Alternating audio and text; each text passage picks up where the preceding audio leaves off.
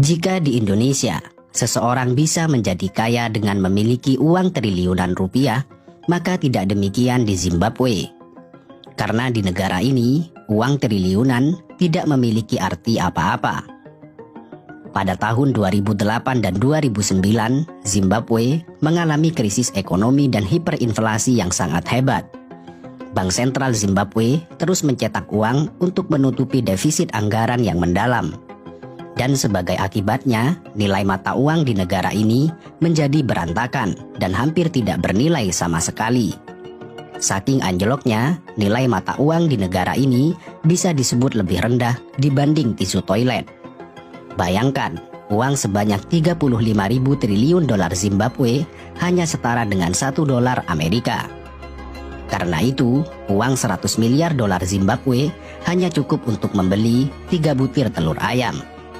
Bahkan, 100 triliun dolar Zimbabwe disebut tidak cukup untuk membayar ongkos bus untuk 1 pekan.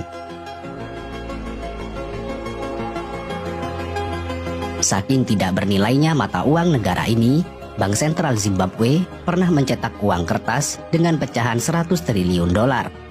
Hal ini terpaksa dilakukan oleh pemerintah setempat, sebab tanpa mencetak uang pecahan dengan nominal yang sangat besar, maka masyarakat membutuhkan gerobak khusus untuk membawa uang mereka hanya untuk sekali makan di restoran.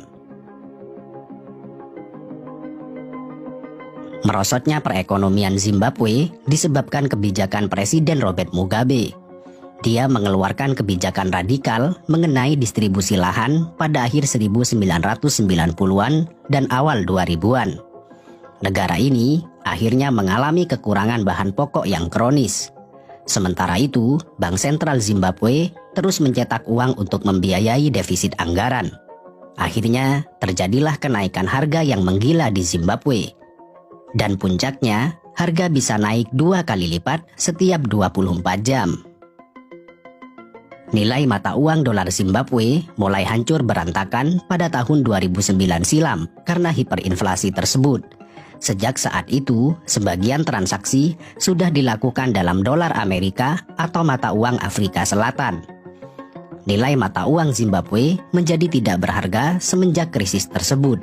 Bahkan, nilai tukar mata uang Zimbabwe menjadi yang terburuk di dunia.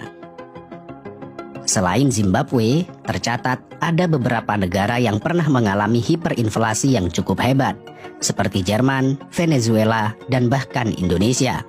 Namun Zimbabwe hingga saat ini belum bisa bangkit dari keterpurukannya.